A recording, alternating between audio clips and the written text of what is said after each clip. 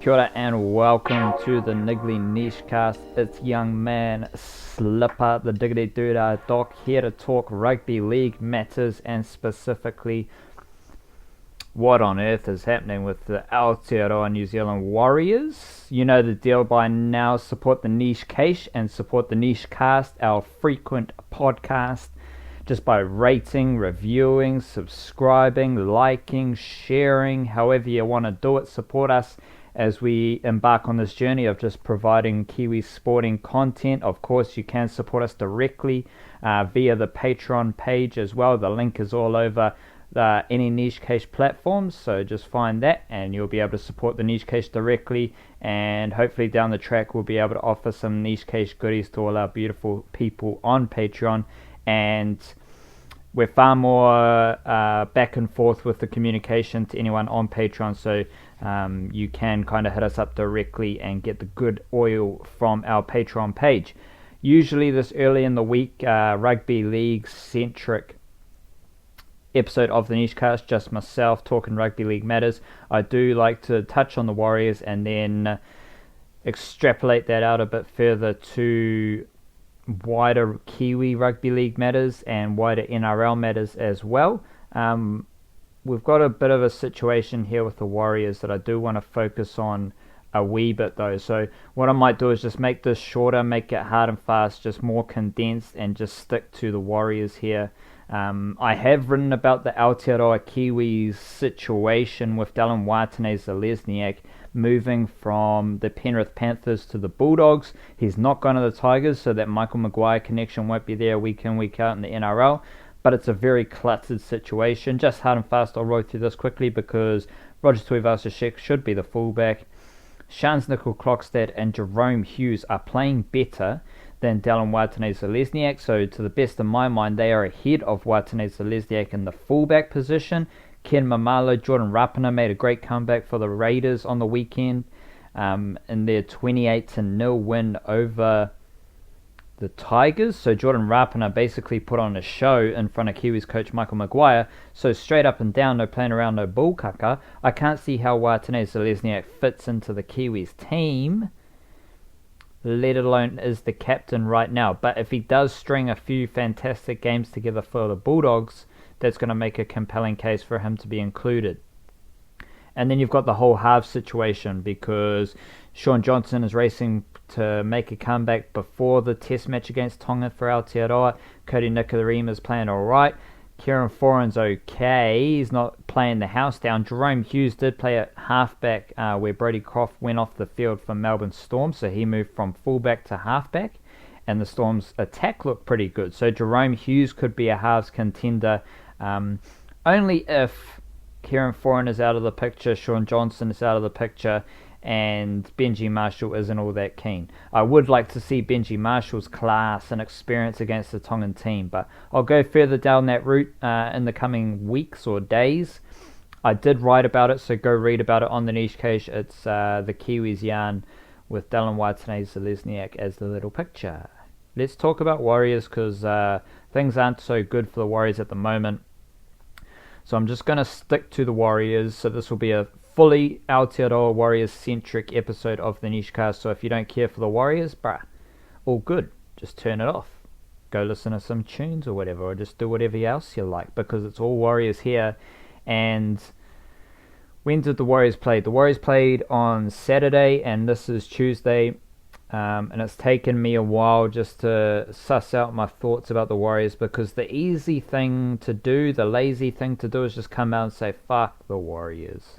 They are horseshit, because it definitely feels like that. It definitely feels like, what is this Warriors team up to?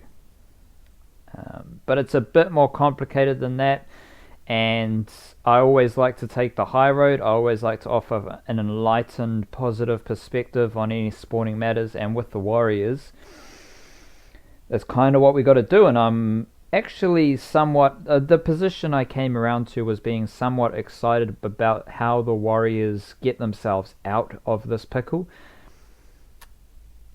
There's no certainties that they do get themselves out of this pickle, though. So I am banking on just seeing some changes, some improvements, but based on what we've seen from the Warriors in the last 2 weeks specifically against the Brisbane Broncos and now against Melbourne Storm, there is little to suggest that anything at all has changed at the Warriors.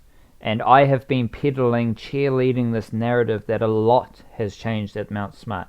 And a lot has genuinely changed. You've got full coaching staff reshuffle, structures are in place, continue to be, like, the results aren't there, and this is the issue for the Warriors because reserve grade lost 26-28 to the Dragons, and Jersey Flegg drew with the Victoria Thunderbolts, who are a couple spots below the Warriors in the Jersey Flegg ladder. So drawing with the Victoria Thunderbolts, a team who the Jersey Flegg Warriors defeated only a couple weeks ago, those three results just paint a picture of a club just in a really tight spot. They're not playing good footy. There's a bit of a stink just permeating from Mount Smart at the moment. But I am positive. There has been change, and I don't know how the Warriors have got themselves into this situation, because they've got really good people in roles at the club. All the coaches were highly recruited, and they chose to come to the Warriors. These types of people don't choose to come to a club in another country just because you might pay more money. They're looking for opportunities. They're looking for structures in place to help them develop and improve and have an influence, have an impact. That's why Nathan Kalis is here. That's why Greg Bullis is here. Do some research on who Greg Bullis is. Very respected junior coach out of Western Sydney. Specific experience in working with younger Polynesian men. Todd Payton, respected assistant coach. Peter O'Sullivan, highly respected recruitment manager. Brian Smith, like, a lot of people are up and down about Brian Smith, but he's got years of experience in rugby league, specific experience in rugby league. So that's a long-winded way of saying that the Warriors just have good people at the club. Good people, I mean by they are good at what they do in their jobs. Alex Corvo, of all people. He is the man. He has a proven track record of helping teams get fitter and mentally tougher. The Warriors at the moment, like, I think it's all just reflected in this Alex Corvo situation, because Alex Corvo is one of the best at what he does, but it's not translating to the Warriors team on the field. This Warriors team on the field just got blown away by the Melbourne Storm in the second half. So there's no mental fortitude there. There's no fitness there. And so it's just a niggly situation where all this change at the Warriors that I've talked about for the past 18 months to 2 years just hasn't resulted in anything. It hasn't translated to anything on the field, and that's just a weird spot to be in. But what I am optimistic about is how all those people that I've talked about and all the players, the leadership in the playing group, how everyone puts their heads together to come up with a better solution. That's what interests me the most, because quite clearly, whatever the Warriors are doing at the moment isn't working. And this needs to be put against the backdrop of, like, I can see what the changes, I can see how the changes have occurred. I can see how the club is in a far better standing right now than it was 3 years ago. I can see that. But if I take my own perceptions and thoughts out of the equation, and I just take what the Warriors are offering me, there's a lot of good vibes coming from the Warriors. They're talking about all the changes they're making. The Warriors are telling us that they are doing this and that to be a better club and blah, blah, blah. There is a severe disconnect between what the Warriors are telling us and what the Warriors are showing us. Because the Warriors are telling us they're a good footy club, and the result is very different to what they are telling us. So there's a severe disconnect there, and it's not a good look for the club to have two completely different reality and the illusion. But I don't think it's an illusion. That's the thing. I just think it's something isn't working, something isn't clicking, and I'm just interested to see how that plays out. A key issue here, just like when I say something isn't working, something isn't clicking, that's club wide. That's got to do with the NRL team, that's got to do with reserve grade, that's got to do with jersey flag. Heck, it's probably got to do with the women's team as well, because the last we saw of the Warriors women's team, they were pretty good in their first game of the NRL women's competition, and then they faded badly as the other teams got better. So every team at the Warriors has this issue. So it's a club-wide issue. It's something rooted in Mount Smart, the foundations, the culture of the Warriors, as everyone likes to say. Something's not quite clicking at the Warriors, club-wide. With regards to the Warriors NRL team, what we've seen over the last 2 weeks is just really dour footy. They couldn't break down the Brisbane Broncos defense wasn't doing anything amazing. The Warriors just weren't firing any shots. And then this week, the Warriors just faded away against the Storm. Like, they did pretty well in the first half. They scored a couple of decent tries. And then the Melbourne Storm just put, almost 32 points on them on the second half.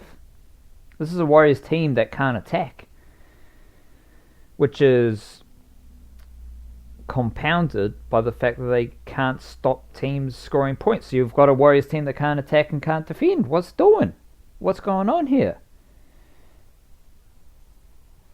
And this is why I don't really want to record something about the Warriors, because I'm just dumbfounded. I'm just like, bro, what are you doing? There's no identity here. What is this Warriors team about? How are they playing their footy? I've been of the belief, I've seen it in patches this year, when I was talking about Blake Green, how he does his kicks that land 10 metres out against the Dragons. These are things that I've seen over time which do resemble a very basic game plan, but at least it's an identity. It's a little way of the Warriors, just a core element of their game plan is to turn the ball over down the opposition's end through a kick and then put pressure on them. Early tackles drive them back. I've talked about this ad nauseum over the past year or so. Against the Panthers, against the Dragons, it was there. But that's like a small percentage of the complete package. And you're not going to outstorm the Melbourne Storm. And there wasn't even the intention to go set for set with the Melbourne Storm. It wasn't even in the psyche. Like, let's dig in deep and really go hard at the Melbourne Storm, set for set. Let's grind them into the ground. Because in my preview, I was like, the Warriors just need to find a way to win. They need to just do whatever it takes to get 2 points. But there was no desire to do that. And the Melbourne Storm had a desire to put points on the Warriors, and they came out and did it. Like, I just don't know how this Warriors team is playing their footy. There's no razzle-dazzle. But there's no gritty defending their try-line defense that we've seen in patches throughout Stephen Kearney's tenure. We've seen the ability to defend their try-line in patches. But, yeah, it's just not good enough. So the Warriors' identity isn't rooted in we are going to score 20 points on any team in the competition. But it's not rooted in we are going to restrict teams to less than 16 points every week. It's nowhere. It's just nothing. Their identity is nothing. This team just doesn't have a way of playing footy, and they can't adapt to different ways of playing footy. It's just a nothing team at the moment. This Warriors team is just a nothing team, and that's a pretty blatant issue, because not only does it lead to poor results, how are fans supposed to grab a hold of that team if they don't know what that team represents? And this is a fairly large issue, folks. If you're listening to this is a major issue for the Warriors, because the Warriors might have ideas of what they represent. They might have certain cultural talking points that they want to hit. They might have certain, like, by culture I'm not meaning like sports team culture, I'm meaning hitting, their Māori representation or their Polynesian representation, or just however they want to be perceived by the public as a club, as a family, the Warriors family. Nothing about what the Warriors are doing on the field represents fans, the fans of the Warriors. Because fans are either going to want to see ruthless attacking footy and plenty of fun and entertaining show every week. That's what fans pay their money for. They pay their money to be entertained by the team that represents them. They don't pay money to support their club, to watch their club falter and just be a bit of nothing on the field. They go to be entertained. They go to be part of a community. But at the moment, the Warriors are not doing their part.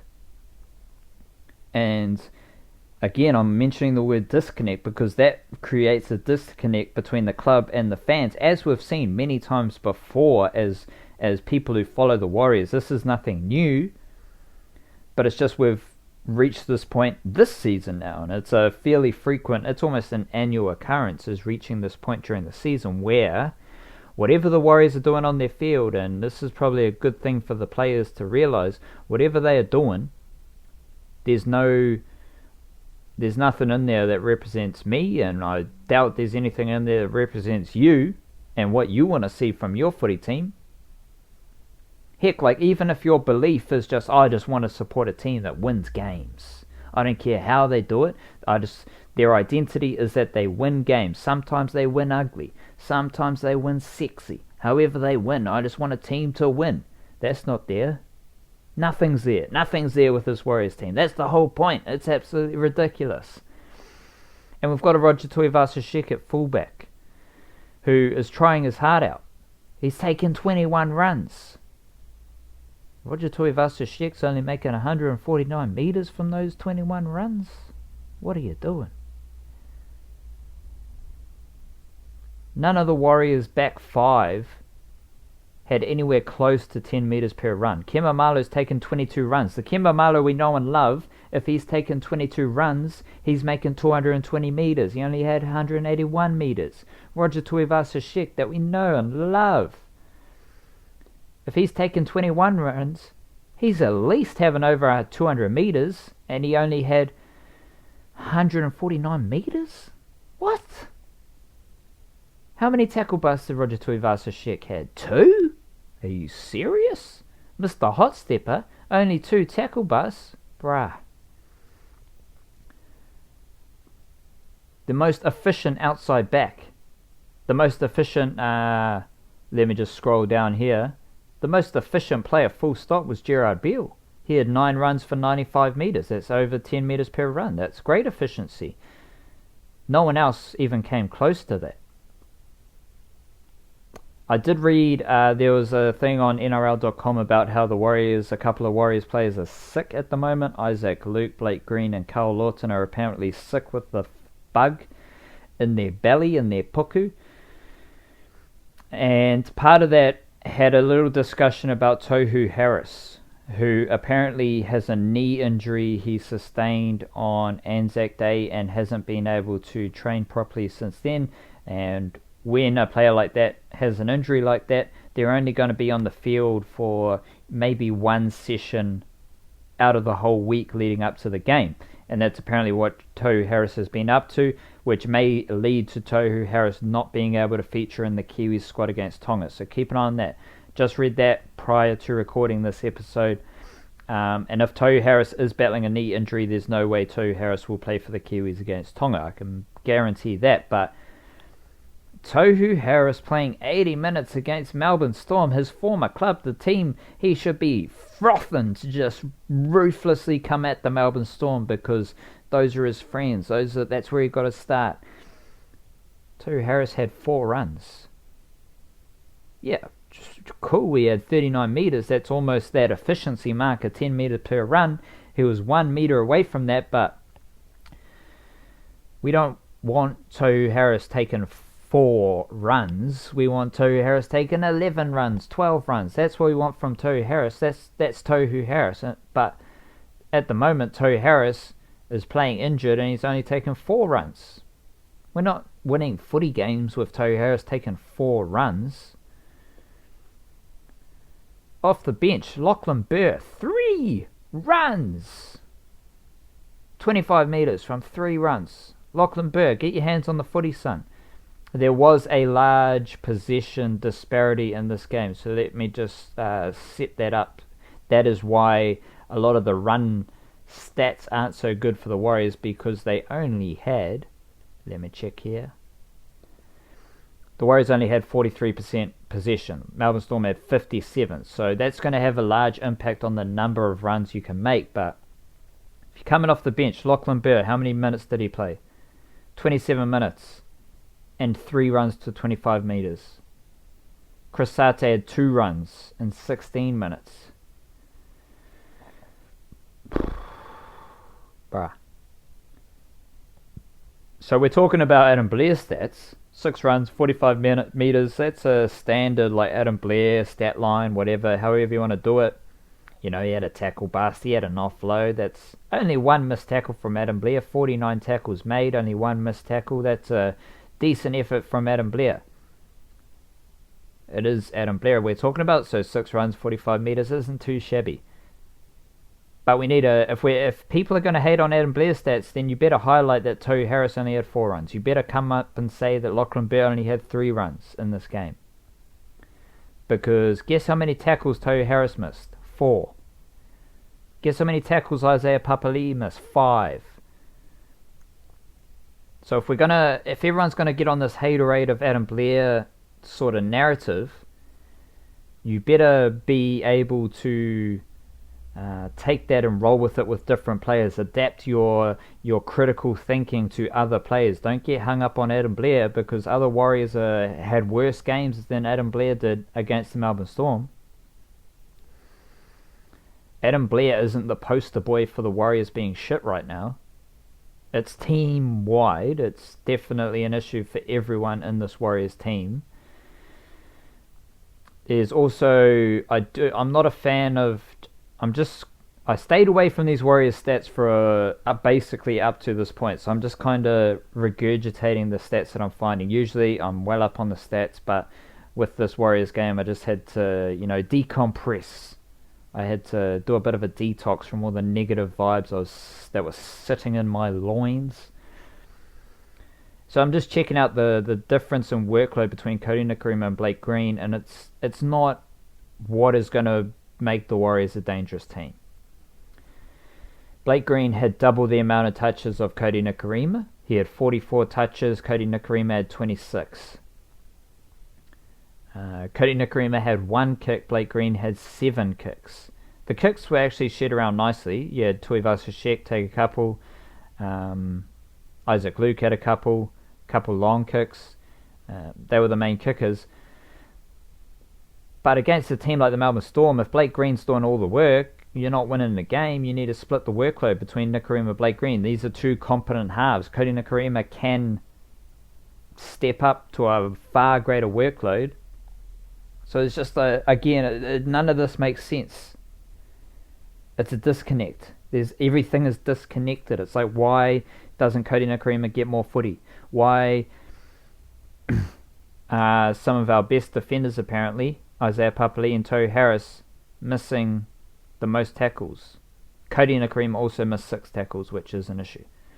Especially when he is defending alongside Isaiah Papali'i. And so Papali'i and Nikorima missed 11 tackles between them. And you all saw it. You all saw the Warriors attack. You all saw how discombobulated it was. It was a bit of a kerfuffle, the Warriors attack. And it's the same thing we saw against the Brisbane Broncos. The same mess in attack. I've never seen Warriors teams with such poor attack before.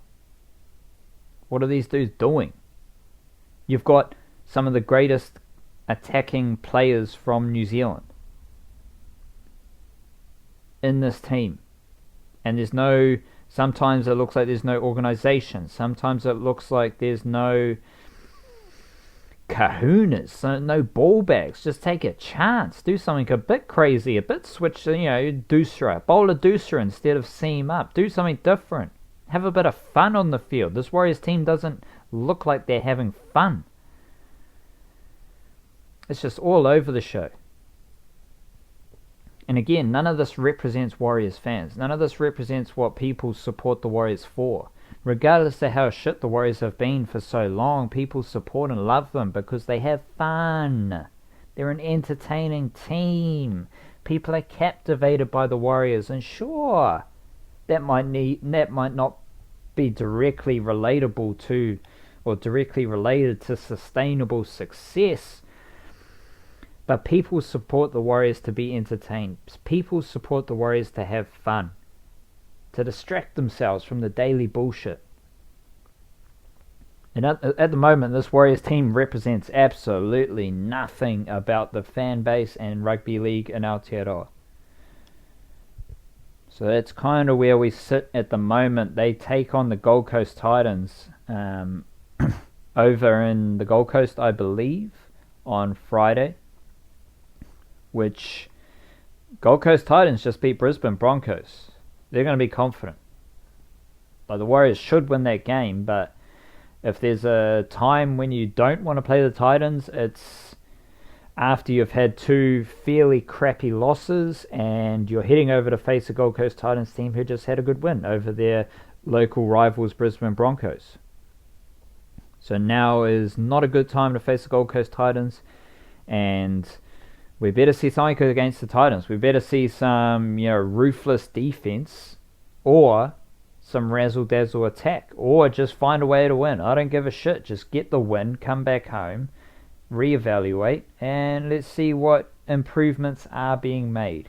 Again, I come around back to the point where I just want to see what happens next. I want to see how or if this Warriors team can get themselves out of this hole. That's what we're here for. We're here to see what happens next. I don't get caught up in, firing the coach. That's not going to happen. Stephen Kearney got signed. And as a Warriors person, how many coaches have the Warriors been through?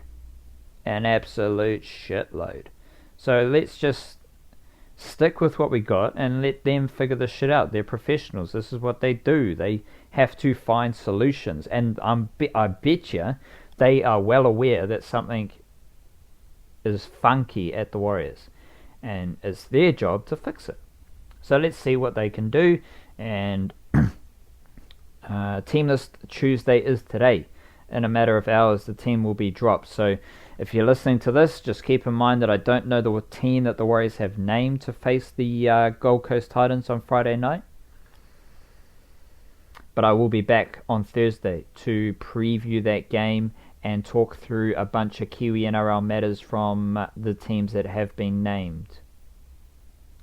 Until then, peace and love to you all. God bless. Stay positive. Kia kaha. Support your friends. Make sure they're all good. Make sure yourselves all good. And stay positive. That's what we're here for. Gratitude. Better boat.